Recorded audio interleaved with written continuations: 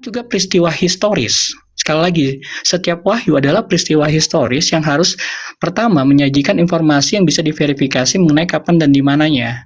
Sehingga peristiwa historis dari pewahyuan ini bisa diyakini sebagai suatu kebenaran. Peristiwanya benar, sehingga apapun teladan moral, apapun teladan iman, apapun pertolongan Allah yang ada di dalam kisah tersebut itu aktual. Kita percaya itu pernah terjadi dan akan terus terjadi dalam kehidupan kita sebagai orang yang percaya dan orang yang mewarisi iman Kristus. Seperti itu kan. Nah, jadi ini sebagai satu wacana aja supaya juga kita maju ya, move on, progresif, supaya kita juga bisa menghadirkan satu kebaruan ataupun kesegaran dialektika kepada umat muslim. Biar aja mereka berputar-putar di situ, karena itulah kemampuan mereka. Tetapi kita harus masuk kepada hal-hal yang sifatnya historis. Banyak sekali, misalnya anakronisme dari surat-surat kitab kitab mereka itu banyak sekali yang bisa kita gali gitu. Misalnya Musa di Alkitab versus Musa di Al-Quran. Nah, Musa di Alkitab itu kan jelas memberikan 10 perintah 10 perintah Tuhan, 10 commandments. Kemudian yang kedua, Musa menghadirkan suatu ritual baru yang disebut korban penebusan salah, korban penebusan dosa, sama korban perdamaian. Nah, di Musa di mereka apa? Kan nggak ada sama sekali. Bahkan ya saya nggak bicara hadis ya, ketika batu lari-lari menyembunyikan pakaian Musa itu kan ya, tapi itu ada gitu loh. Tapi kita nggak usah lah sampai ke sana, kita cukup kepada kitab mereka supaya kredibilitas, akuntabilitas dari kitab itu secara historis layak dipertanyakan, layak dikritisi secara akademis, sehingga kita bebas dari ranah penistaan agama. Mungkin itu yang bisa saya sampaikan. Saya serahkan kembali kepada host dan moderator.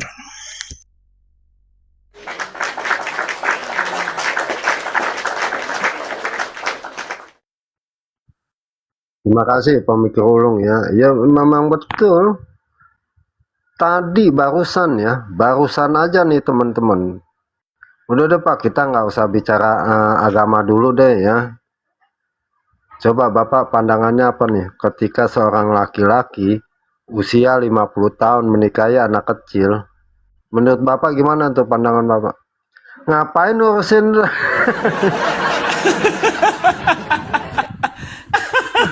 Jadi kalau hal itu kita kagak jawab, ngapain mau lanjut ke yang lain? Coba. Ngapain? Sedangkan lo tiap hari dengar rumah ibadah orang lain digeruduk ya, ibadah lagi dibubarkan, tempat ibadah dirusak. Nggak usah jauh-jauh, coba begitu aja. Gema, kenapa sih kalau gue nanya kayaknya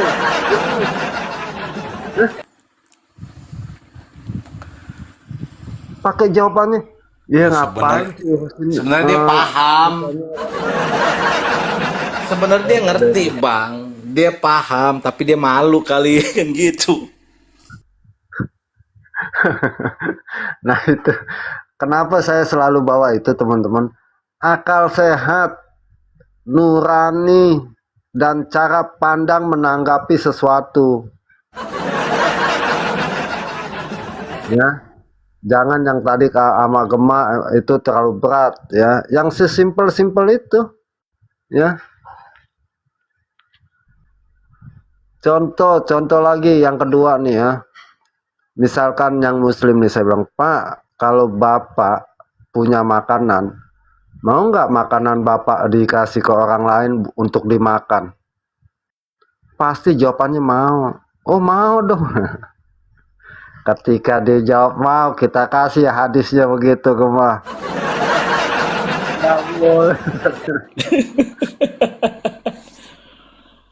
Nah itu ya. Soalnya tadi kan dia gini Bang, tadi dia naik sepertinya seolah-olah dia orang yang berkapasitas. Kan begitu. Menurut istilahnya dari cara dia bicara, bernarasi, seolah-olah dia sepertinya orang yang berpengetahuan dan berkapasitas. Ternyata nggak jujur ya, mau gimana lagi. Kan berat jadinya. Ya, salam Pak Dendro ya. Salam. Ya, buat teman-teman Islam sekali lagi ya, kalian kalau diskusi itu harus jujur. Kalau nggak jujur percuma teman-teman. Mending jawab kagak tahu. Oh nggak tahu deh, nanti saya belajar gitu. Ya, biar biar teman-teman Kristennya juga ini tahu dasar-dasar ininya ya, dasar kepada siapa diskusi.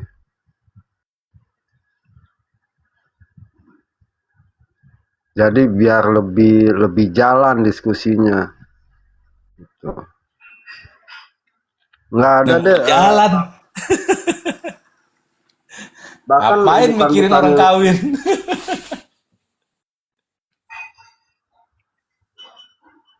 ngerusak ibadah tempat orang lain diurusin, ya.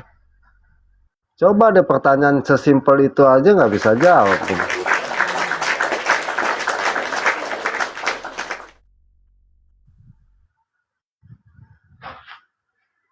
Itu ya.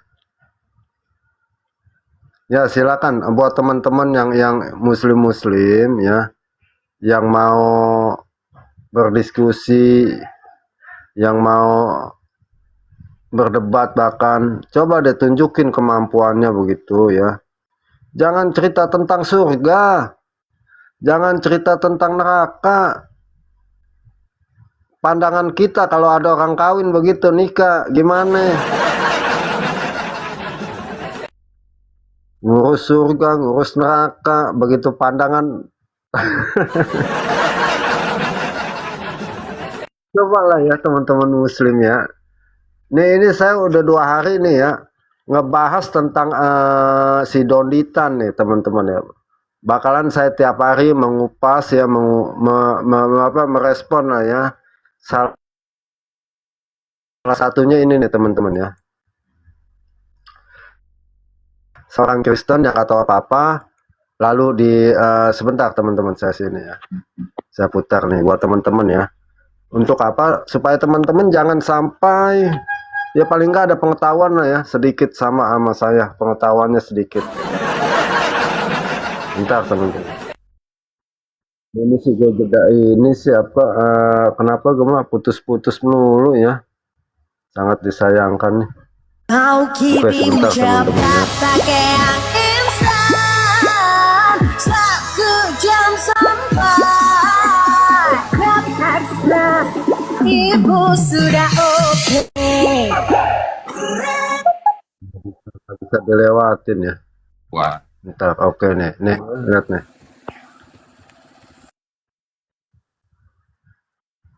Kedengeran nggak suaranya? Oh nggak ada suaranya ya.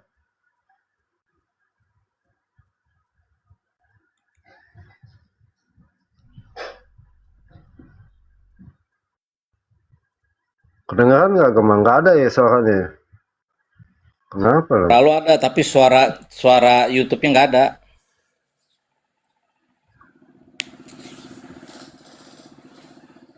Coba gue pindahin dulu ya sebentar.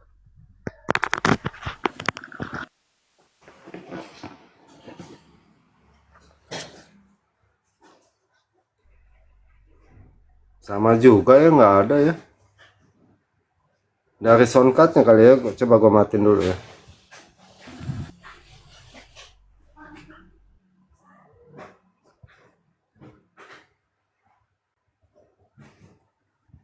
Coba gue matiin dulu soundcardnya.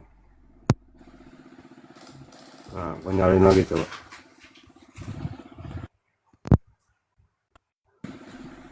Bentar ya.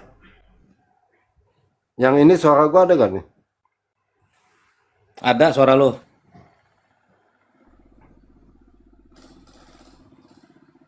Bingung nih ya. Apa suara si Kelihatan kan? Donitan yang kagak ada? Nah, kalau gini mantep nih. Lah, kelihatan nggak itu? Coba. Masih Nah, lebih. kita dengerin. Oke, ada Bang.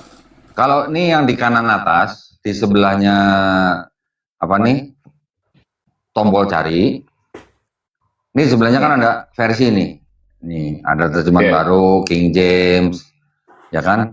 AYT, PIMK, ND, ILT. Ini ada Indonesian Modern Bible. Indonesian Modern Bible ini bahasanya cuman kurang lebih apa ya, sedikit berbeda gaya bahasanya. Contoh, ini kebetulan saya lagi buka Yohanes 13 ayat 2. Dan ketika perjamuan malam hampir usai, iblis menaruh ke dalam hati Yudas Iskariot, anak Simon, untuk mengkhianati Yesus. Yang TB, terjemahannya gimana? Mereka sedang makan bersama, dan iblis telah membisikkan rencana dalam hati Yudas Iskariot, anak Simon, untuk mengkhianati dia. Kurang gede ya? Segedein ya. Biar kebaca nih, ayat 2 nih. Tuh. Oke. Ini bahasanya terjemahan baru. Bahasanya IMB kayak gini. Dan ketika perjamuan malam hampir usai, iblis menaruh ke dalam hati Yudas Iskariot, anak Simon, untuk mengkhianati Yesus. Bedanya menaruh ke dalam hati sama membisiki gitulah. Ya. Iya. Sekarang ada satu yang saya tahu nih. Tolong diperhatikan nih. Matius 19 ayat 29. Ini yang TB ya. TB dulu nih. Dan setiap orang yang karena namaku meninggalkan rumahnya, saudaranya laki-laki atau saudaranya perempuan, bapak atau ibunya, anak atau ladangnya, akan menerima kembali 100 kali lipat dan akan memperoleh hidup yang kekal. Oke? Iya, oke. Ini ayatnya. Perhatikan sama yang IMB nih. 29. Dan setiap orang yang sudah meninggalkan rumah atau saudara laki-laki atau saudara perempuan atau ayah atau ibu atau istri. Yang tadi TB ada kata istrinya nggak? Nggak ada tadi Kodam. Nah, yang di sini bisa ada kata istri. Ini bedanya IMB sama TB. Kita lihat lagi yang TB. Ada nggak kata istri? 29. Hilang istrinya Kodam. Hilang ya, diumpetin kali ya. Iya. Nah, Apalagi main ke rumah mertua kan. ya kira-kira gitulah bedanya. Jadi contohnya bisa, artinya kan bisa jauh berbeda gitu ya. Yang satu tadi bilang nggak ada kata istri, yang satu kata istri. Lah jadi ini yang bukan firman Tuhan yang mana? Nah iya. Betul kan? Sedangkan kita kan selalu dibilang 72 bidadari. Nah Nah, mereka kan ada juga 100. mereka sudah dijanjikan 100 istri, tapi masih ngiri sama 72 bidadari. Iya, padahal udah cuan 28 loh.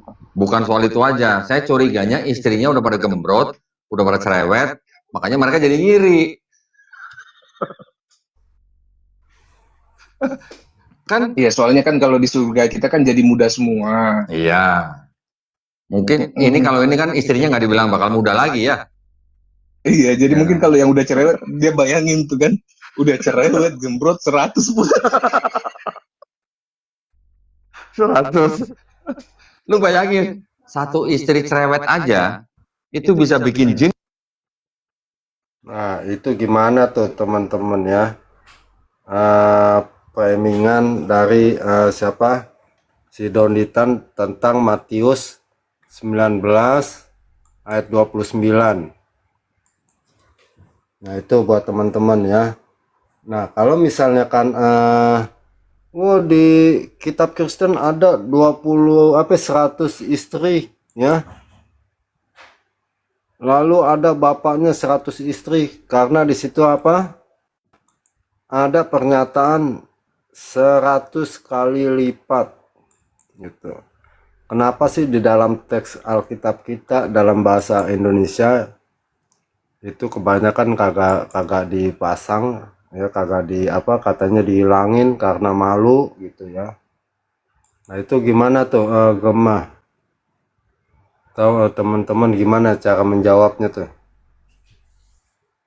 Loadingnya aja suruh sini. Nah, kalau saya gini Bang, jadi yang terpenting gini sebenarnya, ayat ini ya. Di sini kita harus ingat bahwa yang terpenting adalah Tuhan Yesus bukan sedang mengajarkan seseorang harus meninggalkan keluarganya secara sembarangan. Itu loh, itu yang pertama. Jadi konteksnya itu bahwa kita ini sebagai orang Kristen ini harus mengutamakan Kristus, ya, di atas segala sesuatu apapun. Bahkan ketika kesetiaan kita kepada Kristus menuntut pengorbanan gitu loh. Baik keluarga, harta, atau kehidupan kita yang lama seperti itu. Itu maksud dari ayat ini. Jadi kita harus mengutamakan Kristus di atas segala-galanya itu.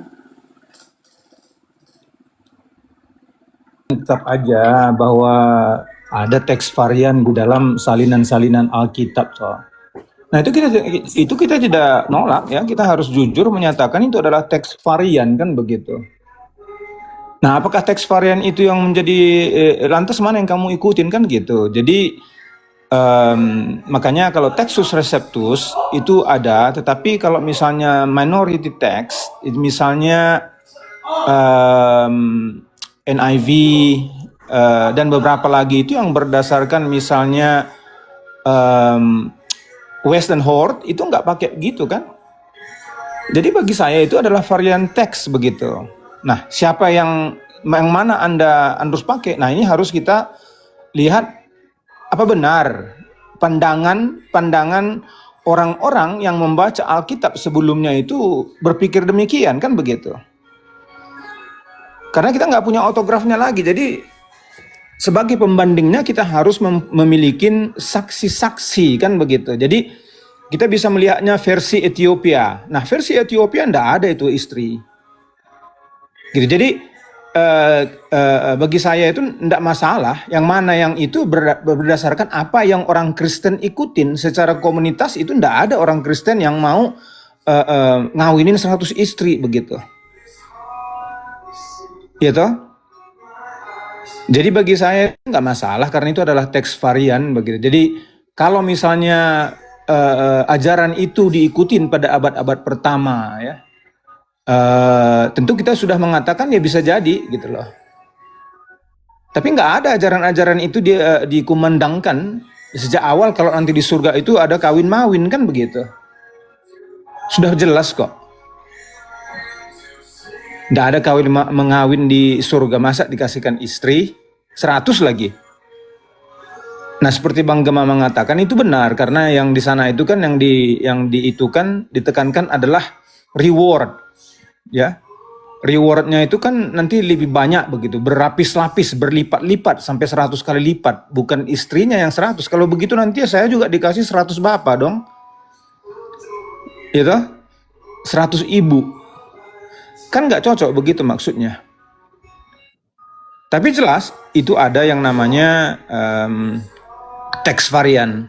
Nah, kalau di teks varian Islam gimana? Ada juga. Kalau masalah punya banyak istri di dalam Al-Quran tidak ada teks variannya. Itu sudah diterima sebagai apa adanya, kan begitu. Nah, di dalam Kristen itu adalah berbentuk teks varian begitu. Nah, salah satu teks varian di dalam Al-Quran mengenai jumlah itu adalah misalnya tentang hal puasa. Apakah kamu hanya memberi satu makan orang, satu singular, atau banyak, masakin atau miskin, kan begitu. Nah, itu namanya teks varian. Yang mana sih yang kamu ambil, kan begitu? Apa ngasih makan satu orang atau ngasih makan 100 orang? Singular versus plural, kan begitu. Nah, itu jelas tak ada. Jadi kita nggak mempermasalahkan ya 100 itu ada atau tidak, memang karena itu ada teks varian. Tetapi apakah memang itu diajarkan, kan begitu? Tentu kita mengikuti yang teks variannya itu tidak ada 100 istri. Karena sebetulnya di sana juga kalaupun aslinya itu apa namanya? Singular. Jadi kalau kita lihat teks aslinya itu bukan 100 istri plural. 100 ini istri. Istri itu di sana singular. Begitu. Jadi kalaupun ada itu sebetulnya hanya singular dalam itunya, dalam tata gramatikanya gitu. Itu aja sih. Jawaban saya begitu. Oke, terima kasih. Oke, terima kasih. Jadi khususnya si Donditan ya, Sebenarnya teman-teman di situ mau ada kata istri ke tidak ada ke, bukan dalam hal jumlah ya. Tentang makanya makna 100 kali lipat di dalam tradisi Yahudi ya. Di dalam tradisi Yahudi, apa sih artinya 100 kali lipat? Apakah hanya ada di ayat Matius saja? Enggak, di dalam perjanjian lama juga ada ya. Contohnya di Kejadian 26 ayat 21, ayat 12. Apa sih artinya? Artinya apa sih? Berkat Tuhan yang sempurna Berkelimpahan, ya. berkelimpahan. Ya, kelimpahan yang sempurna atau berkat Tuhan yang sempurna. Bukannya tentang jumlah itu teman-teman ya. Jadi bukan diartikan secara matematik ya. Begitu kita punya istri satu di dunia, lalu ketika mengikuti Tuhan Yesus dapat 100 istri, nggak begitu teman-teman ya. Tidak diartikan secara matematik. Dan di tradisi orang Yahudi ya, itu sudah ada ya.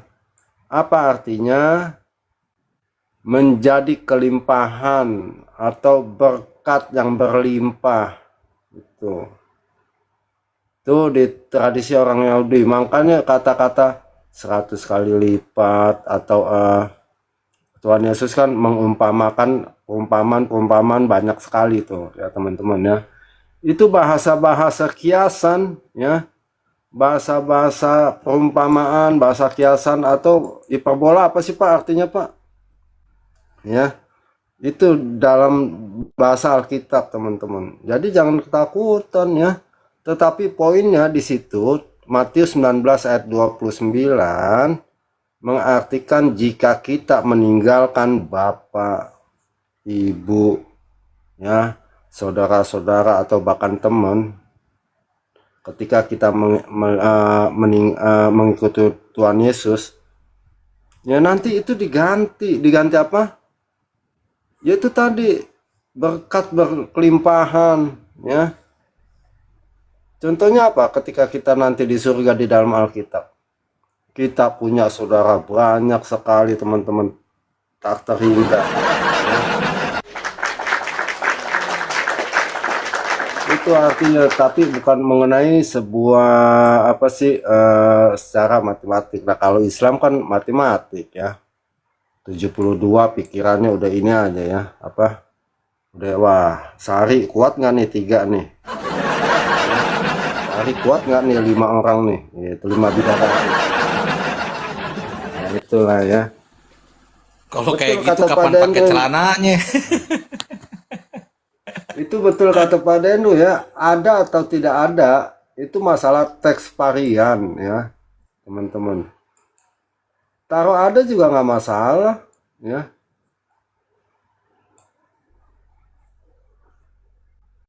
Makna ini kan kita garis bawain dulu nih ya. 100 kali lipat. Nah umat muslim pikirannya waduh diganti nih ya 100 kali lipat nih ya. Punya istri satu di dunia, nanti di surga 100 istri. Nggak begitu teman-teman ya mengartikan hal itu.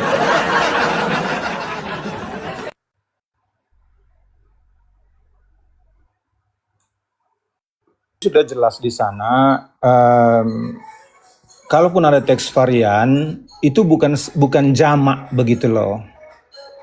Jadi 100 kali lipat itu tidak diberlakukan untuk setiap item di sana. Nah di sana jelas itu menggunakan kata gunaika. Gunaika itu singular, pluralnya gunaikes. Nah di dalam bahasa aslinya itu menggunakan kata gunaika itu satu istri. Jadi kata 100 kali lipat itu nanti kalau diterjemahkan menjadi 100 kali istri, artinya ada 100 istri-istri toh. Tapi kalau misalnya 100 kali lipat istri-istri gunaikes itu enggak masalah. Itu artinya 100 istri berarti yang dimaksud memang banyak istri-istri, nanti dikasihkan 100 istri. Nah, ternyata di sana itu tidak termasuk di dalam yang dilipatkan begitu. Ya memang ada teks varian, satu pakai istri, satu tidak pakai istri, kan gitu. Malah kalau kita ke Bible Hub itu sama sekali nggak ada dijelaskan 100 kali apa begitu. Itu, tapi kalaupun ada yang pakai istri, di situ bukan jamak, singular. Iya toh? Jadi jelas sekali kita tidak dimaksudkan untuk nanti kawin di sana 100 istri ada, bukan begitu. Berarti hanya melihat terjemahannya saja tanpa melihat sebetulnya yang dimaksud di sana 100 kali lipat itu untuk apa begitu. Iya toh? Saya kebetulan enggak ada itunya ya. Kalau kita lihat di Bible Hub itu memang enggak ada sama sekali, tapi ya memang tidak memakai yang ada istrinya. Ya Textus Receptus yang pakai itu toh. Saya coba buka lagi dulu ya. Saya tahu di buku yang tua ya, misalnya seperti kitab Ethiopia itu enggak ada. Tapi walaupun ada ya, itu singular begitu. Itulah jawabnya, Bang Ion.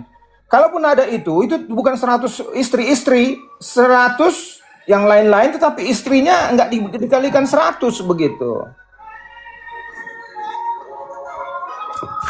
Gitu apanya, Bang Ion. Bukan 100 istri-istri. Nah itulah, jadi teks variannya itu antara ada dan tidak ada istri, bukan 100 kali istri di sana gitu.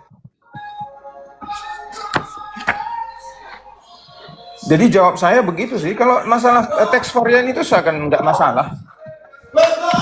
Gitu.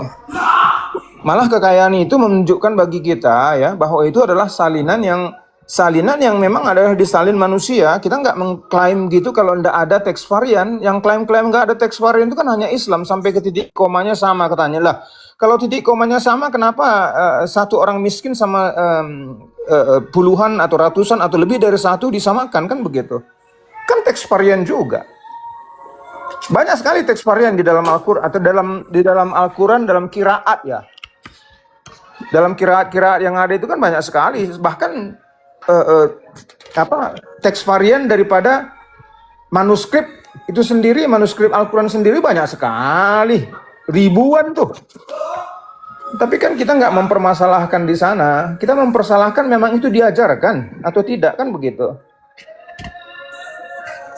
Karena orang-orang pada dulu itu sudah membaca Alkitabnya duluan. Bentar ya, ini buku mana ini, halaman berapa ini? Galatians, Matthew 439. 439, biar saya lihat dulu di Ethiopia pakai apa? 439. Itu Textus Receptus yang pakai itu. Jadi Alkitab yang tidak berdasarkan Textus Receptus itu kata istri tidak ada. 29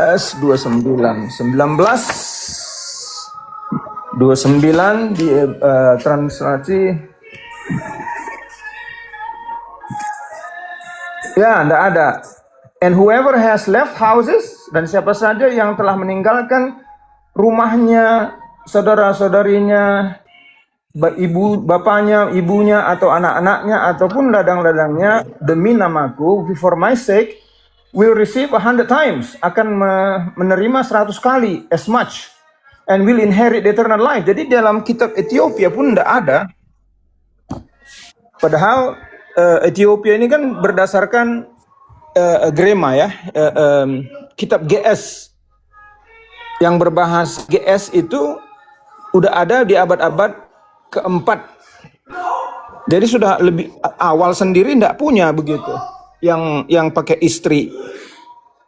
Itu adalah Textus Receptus. Ya, nah Textus Receptus itu menggunakan apa namanya?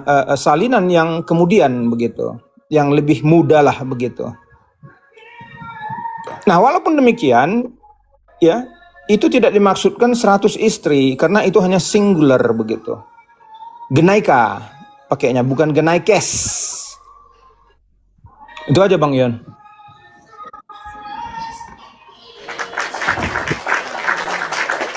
Jadi jangan Saya jangan ketakutan, juga, Bro. jangan apa sih? Ya, pemikir. Mungkin Bro Dedi bisa jelaskan penjelasan dari Origen sama Jerome yang sudah memang mengatasi permasalahan itu. Pernah nggak itu menjadi suatu polemik di saat zaman bapak-bapak gereja? Memang pernah gitu loh, secara jujur kita akui pernah. Tetapi akhirnya Jerome dan Origen menyatakan sebagaimana tadi Bro Dedi sampaikan, itu bukan berarti material, bukan numina gitu loh. Jadi makanya kalau Yesus itu kan bicara tentang kerajaan surga, nggak yang sifatnya material gitu loh. Tapi ya tafsir Origen sama Jerome itu apa yang ditambahkan, keluarga di dalam Kristus gitu loh. Jadi bukan yang sifatnya istri ataupun yang sedangkal ataupun selucu yang Don Ditan sampaikan. Nah makanya penting juga melihat bahwa segala sesuatu tentang apa yang diajarkan Kristus itu bicara tentang kerajaan surga. Ketika bicara kerajaan surga artinya apa? Artinya tidak ada dimensi-dimensi ataupun atribut material termasuk istri dan segala macam. Apalagi Yesus dengan tegas menyatakan, kamu sesat, tidak ada orang kawin mengawinkan di surga. Itu jelas. Itu eksplisit, ya kan? Kemudian mau diadu dengan yang si-implisit ini kan lucu ya. Jadi itu red herring atau strawman lah yang dilakukan si Don Titan. Cuman menarik, kenapa mereka harus mengais-ngais hal ini untuk sekedar seri? Oh, kalau di Al-Quran ada 70 bidadari dan itu menjadi concern kalian, menjadi kritik kalian terhadap kami pun ada, bahkan 100. Coba, ini saya ngeliat dari pola pikirnya gitu loh, betapa dangkal dan betapa bahwa mereka bukan rahmatan lil alamin, mereka cuma cari seri. Don Ditan, kayak nama dan polemikus yang lucu-lucu itu, siapapun mereka, cuman cari seri. Oh, kalau saya quote itu falasi lah. Kalau misalnya kamu begitu, kalau misalnya kamu tuduh saya begitu, kamu pun begitu. Harusnya begini, harusnya mereka dengan gagah menjelaskan makna teologis ketika kita menikmati 72 bidadari yang berdada montok dan selalu perawan, dijelaskan. Bukan malah menyerang baik, di Kristen pun ada, padahal di Kristen nggak pernah ada praktek seperti itu, nggak ada pernah janji surga seperti itu. Jadi kebuntuan Don Ditan ini ataupun polemik muslim ini cuman cari seri. Kalau menurut kalian nggak pantas di surga itu ada, menurut orang oten itu nggak pantas di surga itu ada esek-esek dan segala macem, toh kita cari ini teks-teks segala macam, padahal teks itu udah selesai di abad ke-6 pun sudah selesai, nggak ada isu lagi. Kalau kita secara historis pernah itu terjadi, tetapi itu tidak dimaknai sebagai istri yang sifatnya bidadari yang ada di surga, karena Yesus menyatakan dengan tegas gitu. Nah, mungkin Bu Dedu bisa kasih pandangan bagaimana bapak-bapak gereja sudah menyelesaikan masalah ini, Bro. Sudah selesai ya, seperti Bang katakan tadi, itu Jerome sudah mengatakan bahwa sebetulnya malah Jerome mengatakan itu tentang virginity ya, tidak ada kawin ngawin itu. Jadi tidak ada kaitan lah sama sekali dengan malah ulusan esek-esek di surga, tidak ada. Makanya dari sejak awal sendiri itu ajarannya nggak begitu gitu. Tidak ada orang Kristen berpikir ya, awal-awalnya itu bahwa orang nanti di sana itu kawin-mawin dan memiliki banyak seks di sana gitu loh. Aneh tuh.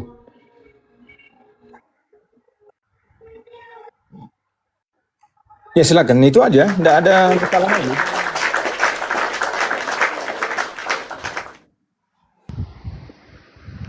Jadi teman-teman jelas ya. Jangan panik dan jangan oh iya ada ya. Ternyata ya oh iya dapat 100 kali lipat nih istri nih gitu ya. Udah dijawab tuh teman-teman ya.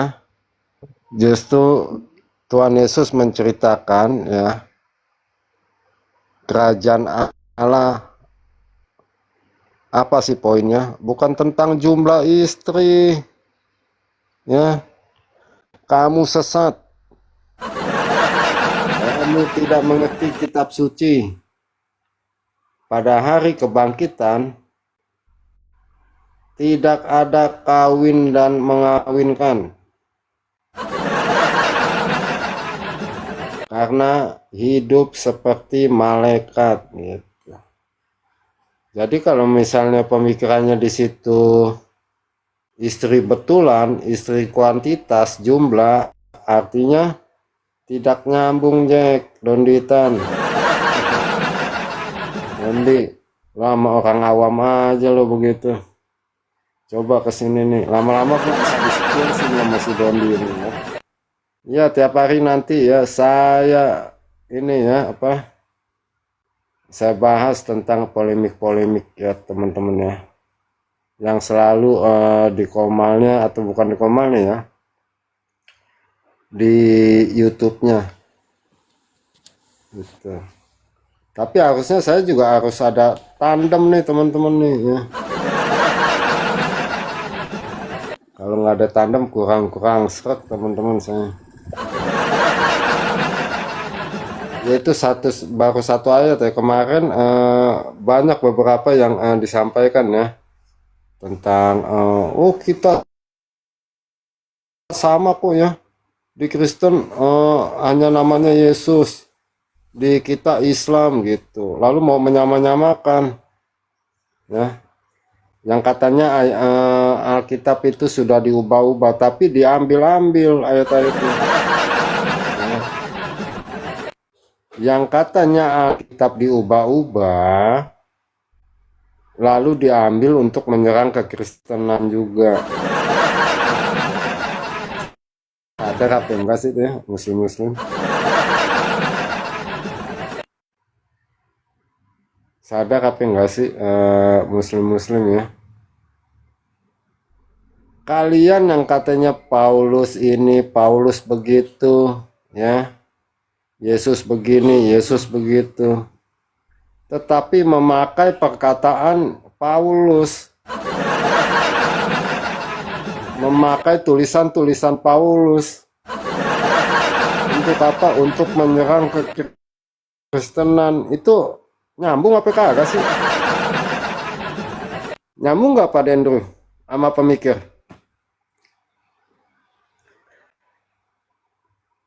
Nyambung apa enggak sih teman-teman? Makanya kalau yang muslim masuk ke sini ya, Iya, makanya kalau di dalam ranah diskusi ya, ranah debat, seharusnya memang kalau mereka menggunakan Al-Quran untuk menghakimi Alkitab, itu enak posisinya. Tetapi kan kebiasaan mereka adalah menggunakan Alkitab untuk menghakimi Alkitab. Jadi mereka nggak pede dengan Al-Quran ya, sehingga percaya. Coba lihat tuh, pernah nggak bahas Al-Quran? Nggak pernah, dia nggak tahu apapun tentang Al-Quran. Nah, jadi seharusnya ya dalam konteks membuktikan kitab mana yang paling superior, seharusnya dia tidak boleh menggunakan Alkitab untuk menghakimi Alkitab. Jadi, cara berpikirnya begini, saya selalu menggunakan Alkitab untuk menghakimi Al-Quran. Kenapa? Karena saya yakin secara superior dalam masalah historis, teleologi, teologi, terus historiologi dan segala macamnya itu jauh lebih unggul daripada Al-Quran. Nah, jadi seharusnya Dondi juga harus menggunakan Al-Quran, perbandingan Al-Quran untuk melihat, mengkomparasikan secara moral, secara filosofis, secara soteriologi dan eskatologi itu untuk menjadi basis menghakimi Alkitab. Tetapi kan pemahaman Al-Quran mereka, si Dondi dan Polemikus ini kan minim, nol, minus bahkan. Itu yang nggak adil gitu. Kalau saya berapologet ya saya juga paham, saya udah baca Al-Quran dari awal sampai habis. Sama kayak Bro Dedrio. Nah, seperti itu yang harus dilakukan sih sebenarnya. Lanjut Bro Dedrio. Oke, jadi ya pemikir selamat Ya. makan dulu pemikir. Oke, silakan Pak Dendro. ya itu kan hanya apa ya? Kalau mau disambung-sambungkan Bang Ion, ya apapun bisa nyambung gitu loh. Di luar nalar pun akhirnya nyambung toh. Ya jadi saya rasa hanya ya sekedar justifikasi loh, kalian juga ada kan begitu. Saya rasa sih bukan mempertahankan imannya, malah membuat menggunakan sesuatu yang seandainya itu dilakukan oleh orang lain toh. Masa itu kita gunakan sebagai landasan kita untuk menjustifikasi suatu kebodohan, kan begitu. Bagi saya sangat aneh gitu. Nggak usah kita menjustifikasi seseorang dengan menggunakan alasan orang lain gitu. Ya terima aja. Kalau di Al-Quran itu dan ajaran Islam di hadis-hadis ada bidadari-bidadari, ya udah itu aja yang dipertahankan. Nggak usah dengan menggunakan dalil orang lain. Oh kamu kan juga gitu. Saya mencuri karena kamu mencuri kan. Tolol juga kan begitu. Nah bagi saya sih nggak ada. Sebenarnya kan dia pakai kayak gitu pada dulu biar juga bukan cuma Islam aja yang jelek nih, lu juga jelek gitu, niatnya dia kan begitu. Ya harusnya kan dia harus mengatakan Islam itu nggak jelek kan gitu. Jangan dengan menggunakan orang lain berarti dia ngakui ya agamanya jelek kan begitu. Saya nembak kakinya sendiri satu hal gitu. Emang begitu Dondi. Itu dia udah tahu sebenarnya itu jelek, tapi jangan sampai orang bilang agama gue jelek, bahwa lu juga jelek. Jadi kita sama-sama jelek, nyari remis dia. Oh ya, satu lagi contoh teman-teman tadi ya, kalau saya ulang tadi, kan ketika umat Kristen kalau debat aja tentang si M itu menikahi Aisyah usia 6 tahun. Padahal di mereka ada ya, di kitab mereka. Nah, merujuk kepada kitab mereka ya, artinya dikristenkan. Tetapi sekali lagi mereka menginiin, Kristen mencuri kitab Yahudi, kan bingung. Bingung nggak? Satu sisi ada di kitab Kristen, satu sisi Kristen mengambil kitab Yahudi. Donde. Ya, yang katanya Ishak mengambil menikahi Ribka 3 tahun. Ternyata dari mana teman-teman? Bukan dari Alkitab, tetapi dari komentator. Ya. Itulah yang dipakai Muslim. Mana ada usia 3 tahun nimba ya, nimba mana ada. Mengembalakan domba lagi. Iya. Mengembalakan domba banyak lagi. Iya. Salam laut, bintang laut. Nah itu teman-teman kita harus jeli ya. Ya salam Amunah. Amunah apa sih artinya? Bintang laut. Shalom semuanya. Amunah apa ya Amunah? Hamunah tuh Kamu semua gitu. Kalian Kamu semua. itu kamu. Oh semua. Jadi Semuanya. kamu bahasa Korea itu Bang Yon. Nggak, saya kira nama dia ngucapin salam sama Amunah. iya. Amunah nggak Kamu ada di itu sini kamu namanya. Bang Yon. Shalom kamu semua, mungkin begitu. Iya gitu. Kamu itu kamu. Kalau pakai Oh, na itu kamu menjamakkan semua. kamu gitu. Shalom. Oh. Shalom. Malam Pak. Enggak, Shalom Pak. kalau saya pikir nama Hamunah di sini nggak ada. Bercanda. Oh, Hamunah itu kamu sekalian. Oke, ya. Salam Hamunah. Ya, pemuda Amran ya. Ini pokok mulai sekarang coba teman-teman gemah, khususnya gemah sama Pak Dendro nih ya. Bahkan kalau bisa pemikir ulung, kita counter lah pernyataan si Donditan nih yang apa, menyesatkan. Lama-lama gue disepilnya sama si Donditan. Ini tiap hari anak puterin gue mulu nih, batin nih. Ya, silakan itu pemuda Amran, apa yang mau disampaikan? Aku nyimak, nanti aku tanggepin ya. Ya putar aja lagi Bang, Iya. apalagi yang mesti kita tangkepin dari si Dondi nih. Si Dondi mah betul. Yang tadi dibilang itu cari remis nih, betul. Sebentar, kita putar deh teman-teman. Bang Yon. Tadi natsnya apa tadi natsnya? Yang 100 kali lipat itu apa tadi natsnya? Markus 10 ayat 29 Pak. Matius Sampai 20, 30. Matius 19 ayat 29.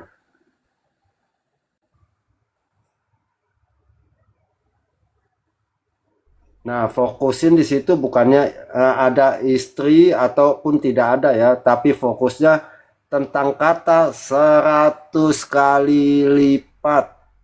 Nah, teman-teman harus tahu itu maknanya 100 kali lipat. Apa maknanya 100 kali lipat? Tadi udah dijelasin ya.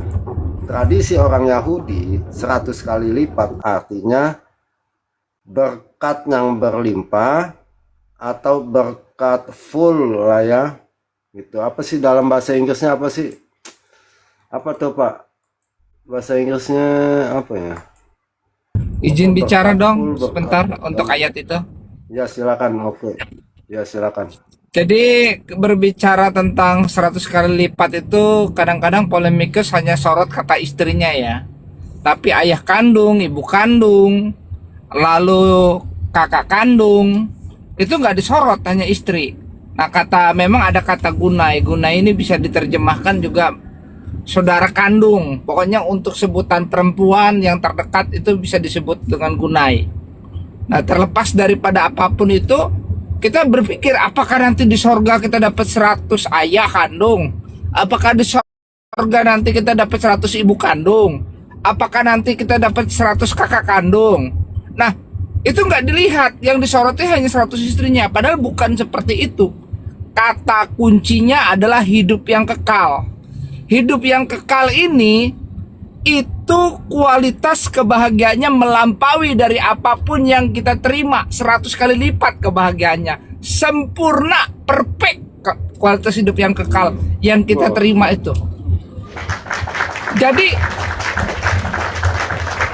kebahagiaannya lebih pada saat kita bersama dengan ayah kita yang ada di dunia, lebih daripada kebahagiaannya pada saat kita bersama dengan ibu kita yang ada di dunia, lebih kebahagiaannya lebih daripada apa yang saat kita bersama dengan kakak kandung kita di dunia. Bahkan pada saat kita bersama dengan istri kita di dunia, ketika kita memperoleh hidup yang kekal, maka kualitasnya itu 100 kali lipat kebahagiaannya. Itu yang dimaksud. Tapi kalau memang dasar pikirannya selalu selangkangan, tidak melihat ya ayat-ayat mutasabihah ini secara takwil, secara benar gitu, selalu literal. Padahal kalau kita mau melakukan itu kepada kitab mereka, mereka pasti akan menolak hal tersebut. Sekian dan terima kasih. Salam pemuda Amrat. Tuhan Yesus tetap Tuhan dan Juru Selamat. Nah itu tadi ya. Artinya Sedikit tadi. ya Bang Yon. Silakan. Kalau saya gini Bang Yon ya, kalau kita melihat, jadi gini, Alkitab kita ini kan semuanya memiliki konteks, dan dari ayat yang satu ke ayat yang lain, baik yang di atas atau yang di bawahnya, itu selalu kalau orang yang ya kita bilang tamat SMP SMA pasti mengerti alur dan bagaimana nats itu diceritakan gitu ya. Ini kita ngomongin masalah yang tadi yang 100 kali lipat itu, yang dimana teman-teman muslim kita ini mereka fokus hanya kepada akan digantikan 100 kali lipat istri gitu. Kenapa harus fokus ke istri sih?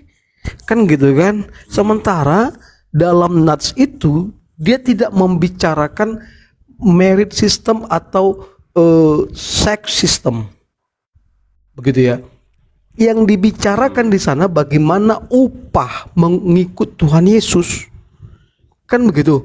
Jadi kalau kita fokus hanya kepada 100 kali lipat istri, lihat ayat sebelumnya, lihat ayat selanjutnya, adakah di sana ayat nats ini menggambarkan bagaimana istri montok, istri yang bening apa segala? Nggak ada. Kan begitu. Dibandingkan dengan mereka punya kitab tuh. Gitu. Kalau mereka punya kitab kan jelas dideskripsikan itu 72 bidadari itu seperti apa. Di kita ada nggak itu dideskripsikan? Nggak ada. Kan begitu. Terkait ini ada istri atau tidak ada istri menurut tadi seperti yang dibilang Pak Dedru kan, Pak Dedru tadi yang bilang yang di kitab Ethiopia. Ya ini juga bisa kita diskusikan. Kan gitu kan. Tapi yang pasti di sini family system. Iya kan? Atau the kingdom of God, family of God. Itu yang dibicarakan di dalam Matius 19 ini ayat 20 berapa tadi tuh? Gitu sih Bang Ion. Jadi artinya kalau aku sendiri pribadi kalau menanggapi Donditan tuh ya terlalu sempit cara berpikirnya kalau hanya mau cari remis. Ya kan, mereka 72 bidadari, kita 100 istri. Terlalu sempit karena konteksnya nggak kena gitu. Konteksnya nggak masuk gitu. Itu sih Bang Yon. Makasih Bang Yon. Mantap, mantap.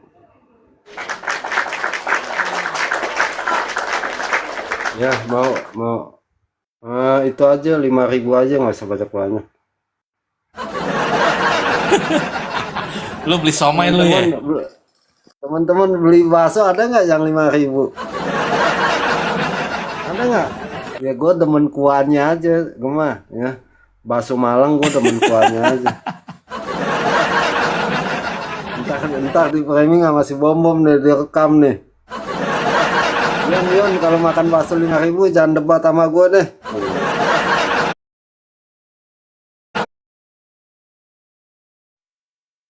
Bagus ya, jadi buat teman-teman yang belum tahu cara menjawab di ayat itu, ya teman-teman udah dengar tuh dari Pemikir Ulung, Pak Dendru, Gema, Bintang, Pemuda Amran, itu luar biasa deh teman-teman ya.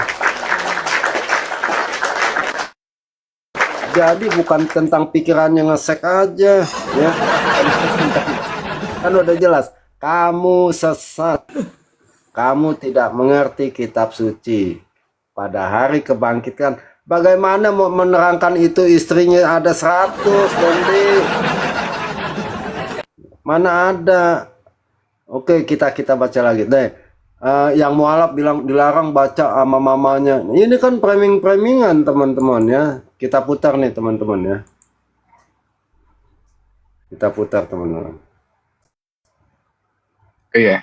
Antara IMB dan LAI, Lembaga Alkitab Indonesia, itu mereka menerjemahkan dari dokumen yang berbeda.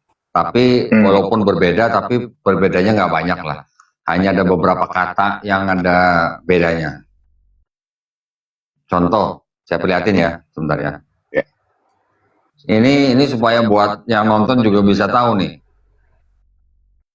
Share. Share Itu Bible. apologet lo naik apologet. Berani. Kelihatan kan? Jangan ngecat aja. Nah, kalau gini mantep nih. Kelihatan nggak itu? Coba. Masih Nah. loading. Oke. Kalau ini yang di kanan atas, di sebelahnya apa nih? Tombol cari. Ini di sebelahnya kan ada versi ini. Nah, ini sini Nih, putus. ada terjemahan Yeah. baru, King James. Ya kan? AYT, PIMK, ND.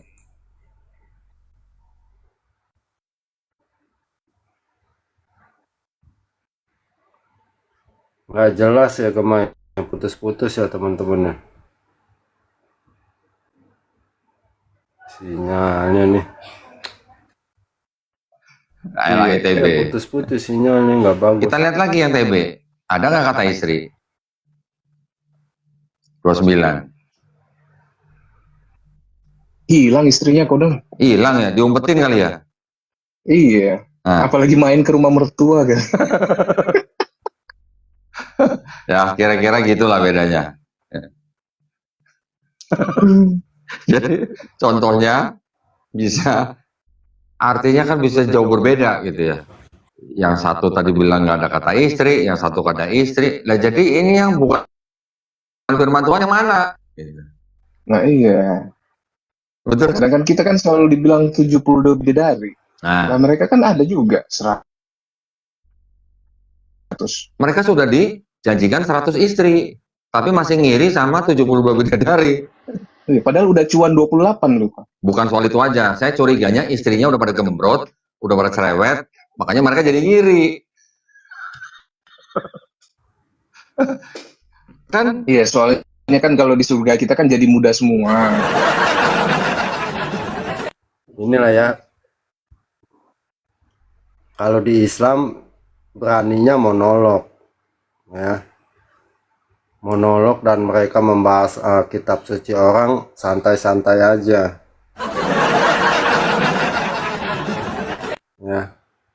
Tetapi kalau di kita begitu monolog, mau dikata apa teman-teman? Nah, tapi kita sekarang merespon pernyataan-pernyataan dari si Donditan teman-teman ya. Iya. Mungkin ini kalau ini kan istrinya nggak dibilang bakal muda lagi ya. Ya udah. Iya, jadi mungkin kalau yang udah Harusnya cerewet, dia bayangin tuh kan, udah cerewet, gembrot 100 pun. 100. ya gimana? Lu bayangin. Nah, Ya kan Alkitab itu harus dijelaskan secara totalitas. Cumi dan pakam dong pesta. Pengacara. Gimana Lamba dia? Itu kan nggak mungkin lah. Jadi di Alkitab itu kan ada. Jadi kita harus melihat Alkitab itu secara keseluruhan toh. Ya, dikatakan Yesus sendiri dari mulutnya, tidak ada kawin-mawin, kamu sesat jika kamu berpikir begitu, kamu tidak mengenal Allah. Ya itu, jadi kalau misalnya ada sesuatu yang bertentangan pemikiran kita, ya, kita harus kembali lagi ke Alkitab kan begitu. Nah Alkitab itu menjelaskan Alkitab, oleh karena itu karena dikatakan Yesus tidak ada kawin-mawin di surga, ya. Kalaupun misalnya dikasih 100 wanita memang mau dikawinin. Itu? Nah kalau misalnya kita berpikiran kotor sajalah. Nanti dikasih 100 istri misalnya. Itu? Kan itu bukan kawin-mawin urusannya. Misalnya lah ini, kalau misalnya hanya sebagai apa, untuk bisa berargumentasi saja dengan mereka. Padahal kan bukan begitu maksudnya. Kok udah dilarang kawin mawin kok malah lagi 100 istri.